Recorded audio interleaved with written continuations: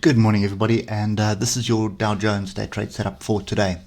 So, bit of an up and down week last week, and if you look at the weekly bar, you'll see a big juicy inside bar here. However, we did get a crossover of the moving average. Of the oscillators, not moving averages. Moving averages are still bullish for all intents and purposes. So this is still looking like a flag more than a head and shoulders. If we start dropping down through the time frames that we need to pay attention to, we have a big juicy double bottom here. We have tested the neckline of the double bottom, but I suspect we need to break through one of these levels for us to get some direction. So pretty clear on the 3 hour as well. If you look at it, you can see buyers coming in off the bottom here. For all intents purposes, we have a change in direction on the 3 hour. We have all of the moving averages crossed over, but oscillators are all over the place at the moment. So I would argue that we need to see some kind of structure off one of the lower levels, and this is the closest area I can see if you look to the left, and that is sort of the apex of this double bottom. So you sort of say the neckline, not the apex. It's the neckline of the double bottom, and that is at 32,765. So if we look at it from the hour, and you can see yesterday was Friday was a bit messy. You can see moved down, and then we just sort of mucked around here doing nothing. Nothing really indicating that we have anything brewing, to be honest. I think for me, let's just put this level in here as well. So that's kind of the zones that we need to clear. So we need to clear this 33,277 at least to the upside for us to test this area again at 33,482, and we want a break of that for a continuation of the upside.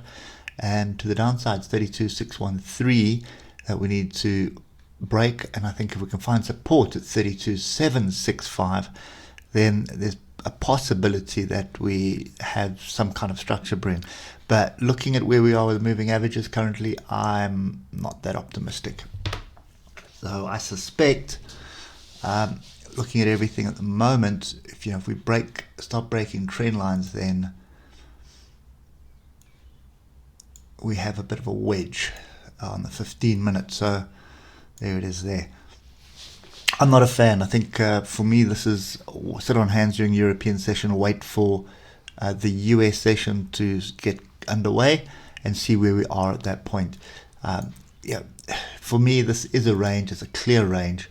It's a bit of a flag. This is a move to the downside. We are in the moving average. So if it does reject here, then you would expect another move down. And by the looks of things, if you look at that move, pull back, and then you may take your measured move, it's more than likely going to be down to 32,613. And let's see if I'm correct. Pretty much spot on. So that's kind of the area we need to pay attention to. And look to the left, there is a bit of structure here as well that we rejected on Friday. So could be another rejection brewing. But it's typical volatile self at the moment. So I don't think I'm too keen on this at the moment. If we do reject this area, I'd want to see some decent rejection before looking for a short scalp to the downside. But it's not clear. So I think I'm preferably sitting on my hands until the US Open. If we do reject this in the US Open proper, then it's game on for a move to the downside to this area. If we get above this area from the US Open and come back and test it with the moving average crossover on the 15, then I'm looking for a move to the upside. So that's kind of the two scenarios that we have. It's 50-50, so you need to pay attention to price action very carefully. If you don't see the decent setups that you're looking for, and that is going to be a pin bar, a engulfing bar. You can see here he has pin bar, engulfing bar, and then you have the move to the downside, but it was short-lived. Or you're looking for an inside bar or double bottom, or anything like this kind of price action on the level. That's kind of the scenario that you're looking at. And pay attention to your oscillators.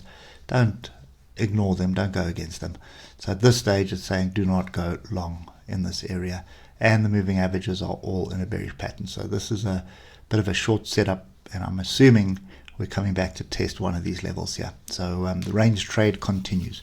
Hope that helps, and we'll catch up with you tomorrow morning. Cheers for now.